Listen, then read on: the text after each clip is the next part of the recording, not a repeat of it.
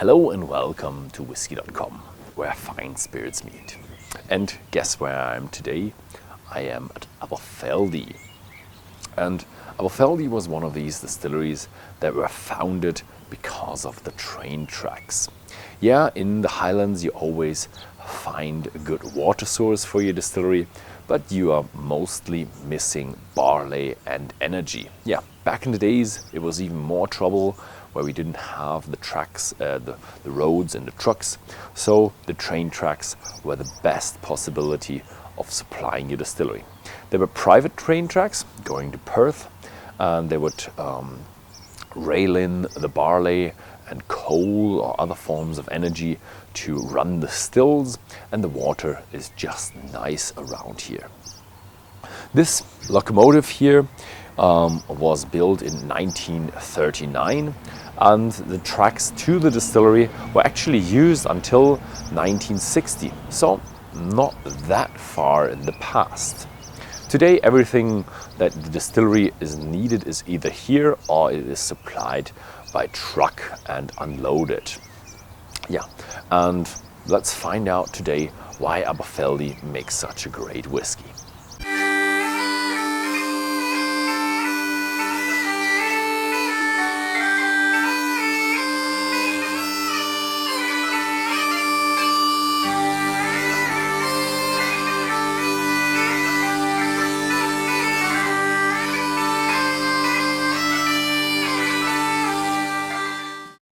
I'm sitting here in one of the very, very famous chairs and very important chairs, because this chair is, I think it's a replica, but it is meant to represent the chair John Dewar was sitting in back in the days in 1846.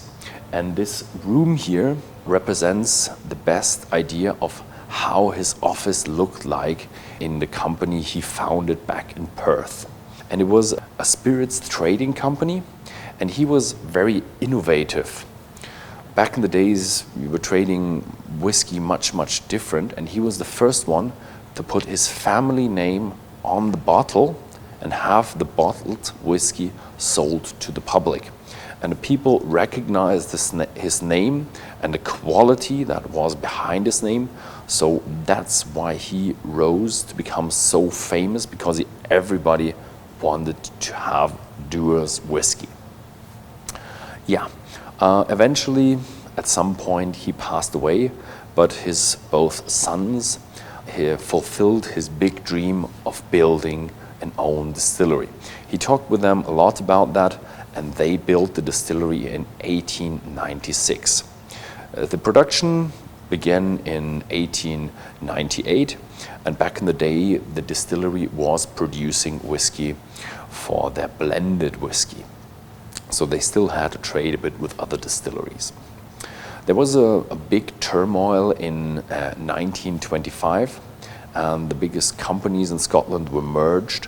One of them was Dewar's, and they merged together to form the Distillers Company Limited, DCL. Later in 1972, there was one big thing happening for the distillery, because they really increased production a lot. They scrapped the malting floors and brought in malted barley as from suppliers, and they increased the production with more pot stills. They increased from 2 to 4 pot stills, built a new still house, and yeah, Aberfeldy was really a name to be reckoned after that. And then later in 1998, the company got sold to Bacardi, which it still belongs now, and yeah, they really look after the brand of Dewar's and Aberfeldy quite good. Yeah, and in the year 2000, finally the Aberfeldy distillery opened their doors to the public, and it's just a very, very beautiful place. Buildings look really nice, and they have this awesome museum where you can just see the Scotch history just alive. When you see it, all the pictures, all the old jugs and bottles, you just feel how whiskey was going through the ages and is becoming what it is today. It's so nice that in 2018 they got the award for the best Scottish tourist attraction. It's not just distilleries, it's the best Scottish tourist attraction in the year 2018. So yeah, let's find out how the whiskey is made. Behind me is the Patilly Burn. The Patilly Burn is the water source for Aberfeldy. And what's special about this burn is it contains gold. Yeah. Back in the days in the 17th century, it was that much gold that people were coming with their pans and they were filtering and they were getting gold out of the water. But eventually the gold became less and less, and now there are only traces of gold left within this burn. But that means the whiskey from Aberfeldy contains gold. Yeah, how nice is that? They don't really take the water straight from the burn.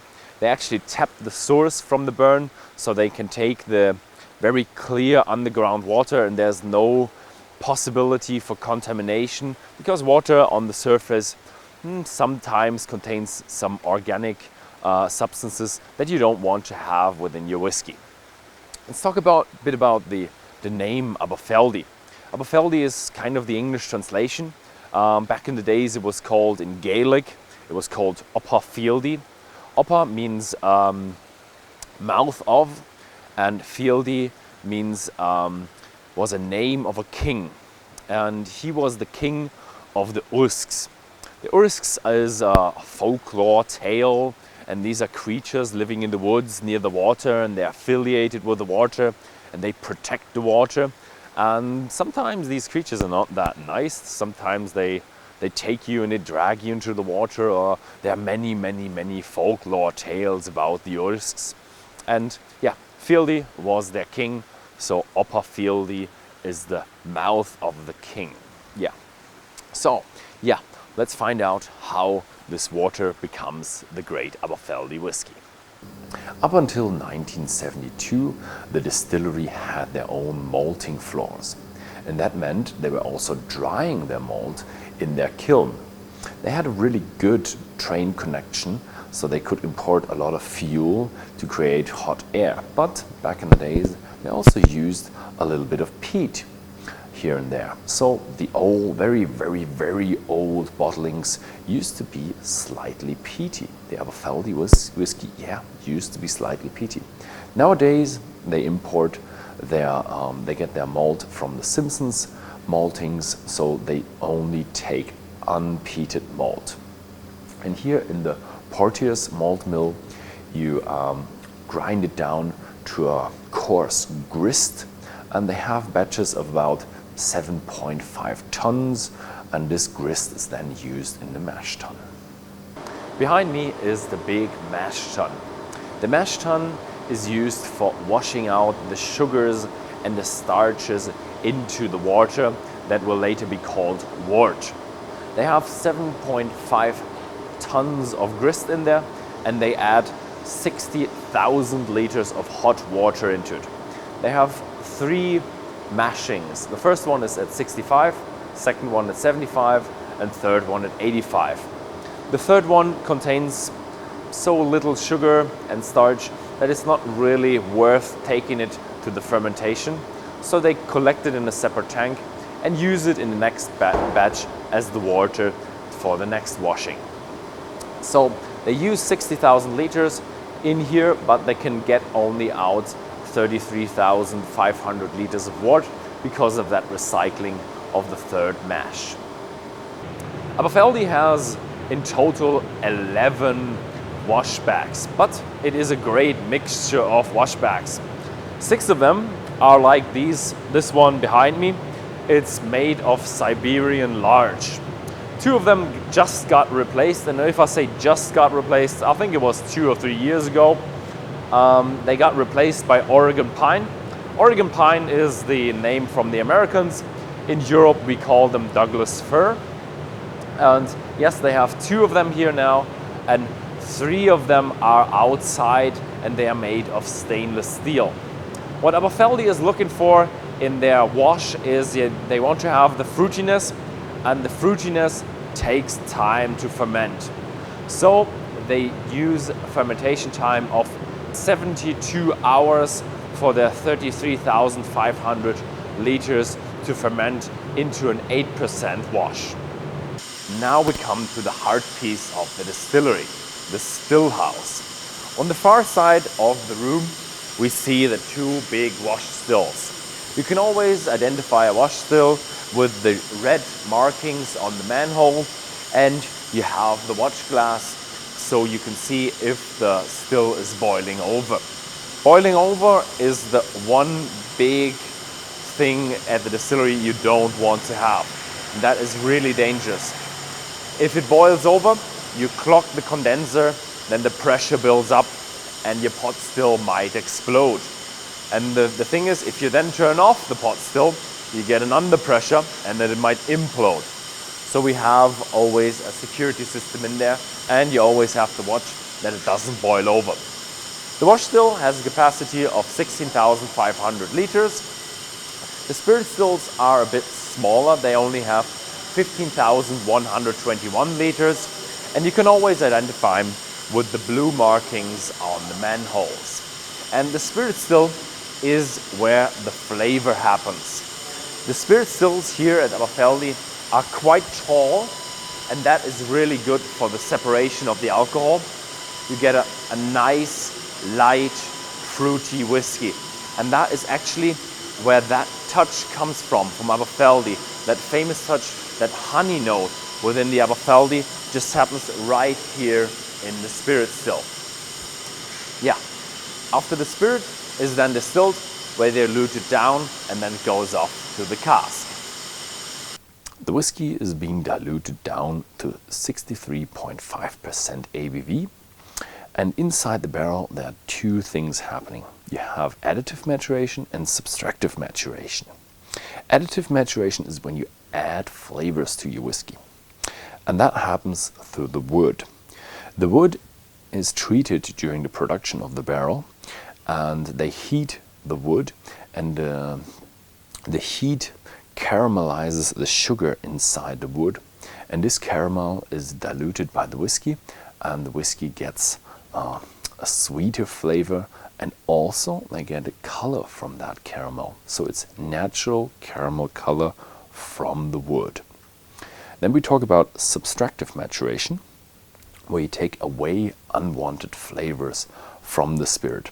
The spirit directly from the still is quite sharp, and what you have here in the wood is a bit of charcoal on the barrel, and that comes from charring the barrel, from actually setting it on fire and then putting it out with water.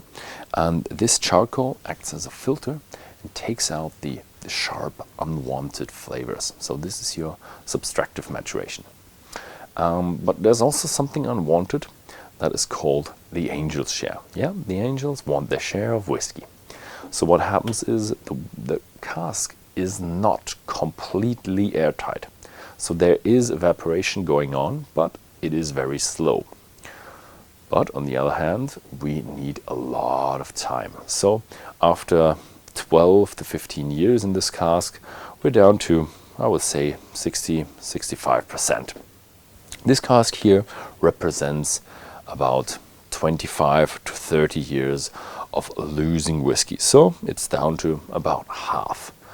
And after this time, you're left with less whiskey, and also the alcoholic strength goes a bit down. But depending on what whiskey you want to have, a 12-year-old or 25-year-old, you then take the cask, and the master blender chooses the casks that he marries together to make then the expression of, let's say, the 12-year-old Aberfeldy single malt whiskey. Yeah, now we're through with the production, and I'm standing here with Matthew Corner. Hello. And you are the home brand ambassador. Yep.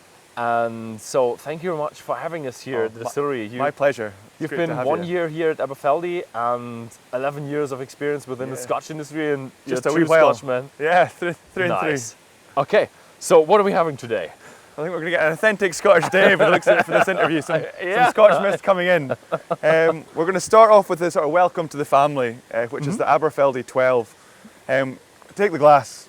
Straight away, I think you'll notice on the nose. What's the first thing you get there? Honey. Honey. I think you've said it right. Everything you want from Aberfeldy, straight away, honey. Big hits of fruit coming in there. Again, a lot of it's come from the ex-bourbon cask or ex-American oak cask, so you're getting big hits of vanilla coming through there as well. I think it's just a lovely balanced Aberfeldy to begin with. What do you think of that? It's lovely light. It's round. It's a bit of a wild honey flowery note as well. Yeah, I definitely think there's something sort of big notes of floral in there as well. And my mother just got into the honey business, and I love the honey notes here. So where does that honey come from? Yeah, I mean, of course, it's every little sort of bit along the way. You know, we all have slightly different ways and we do things in our production process. I think the big things that make Aberfeldy is one, our fermentation. We have an above average time for fermentation. As you've seen the distillery there, you know, averaging on sort of like 72 hours. So it's a long time getting some of those lovely lighter notes developed there. But also our stills. I mean, you know, the time that's spent, the reflux, you know, the time that alcohol spends in the stills, a lot of interaction with the copper for us. So just allowing that lighter character to sort of peek through those lovely gentle honey notes as well. Lovely, lovely. So we get a little water now. Yeah. In a whiskey already. I hope you like a bit of water in your whiskey. We're going to get 1 or 2 drops. So now we have the 16-year-old. Yeah. Is that also bourbon cask? Or? So again, across the range, it's a combination, as I say, of ex-American oak casks. We'll say, you know, maybe a lot of bourbon in there, but just American whiskey, and then also complemented by the sherry casks. It's kind of a balance along the way. And as you move up kind of through the range, you tend to get a little bit more sort of in the favour of sherry. So I think that definitely comes through with the 16. We're getting more into sort of fruit cakes. I don't know, do you have fruit cake in Germany? Yeah, so like for me this is sort of your grandmother's exactly like Christmas, like your grandmother's Christmas fruit cake. You get those lovely sort of dark, rich, fruity notes. And I think for me again the honey really comes through in this one. Again. Yeah, I love it. You're quite mild on the smell. It's awesome. I mean, it's a beautiful sort of light kind of sort of floral nose in there. I think when you get into the palate there though, almost like chocolate. You know, it's kind of like that dark, rich chocolate alongside. A wonderfully rounded whiskey. Starts off with honey. In the end, you get into the chocolate. Yeah, exactly. Yeah. It's a really long finish. I think that's what I love about the 16. Oh yeah, it's one of these journey whiskies where you start off like honey, floral, sweet, and then you get a bit more into the cask and a bit more into the sherry. Bit more of that. That's lovely. It just keeps giving. It's a really long finish. Oh, yeah, it's a long finish. So yeah, I was planning to say lovely place out here. Now it's pouring rain. We've literally had beautiful sunshine all day. What a time to do an interview outside, eh? Never mind. Yeah, but still, it's a lovely place. I really love the burn. Yeah, the burn in the back.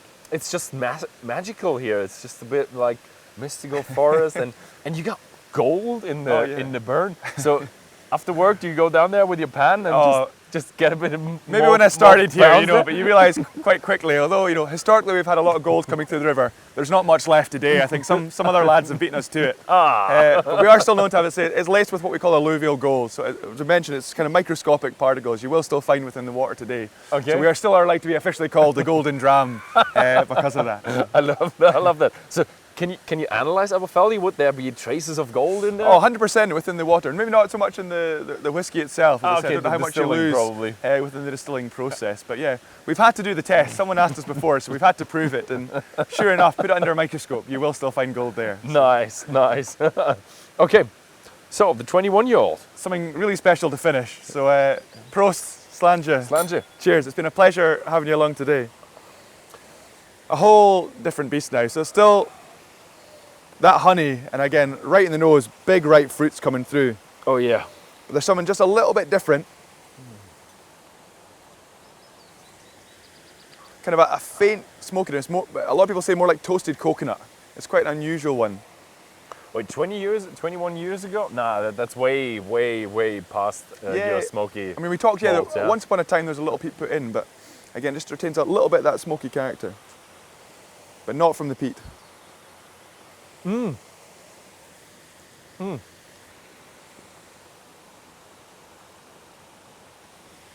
it retains its sweet, light character. Yeah. With 21 years, I would have expected much more older, in depth. Okay, yeah, it's a journey whiskey again. You start off very light, and now here comes a bit of the older parts. Yeah, Again, it just keeps giving. That Aberfeldy, but it's incredibly light for a 21-year-old. yeah. I think across the range, as we mentioned with those tall stills, it's a lovely light But character it's throughout. really, really, really round, Yeah, balanced. balanced. So Stephanie, our malt master, she knows what she's doing. She's So yeah, lovely place around here. So thank you very much for having us at the an Distillery. absolute pleasure. Thank you Thank so you much for visiting. showing us around and everything. You're very welcome. Okay, But cheers. Oh, cheers. Cheers. And thank you very much for watching this video. And if you found this video interesting, then please feel free to share it with your friends. And see you next time. Prost.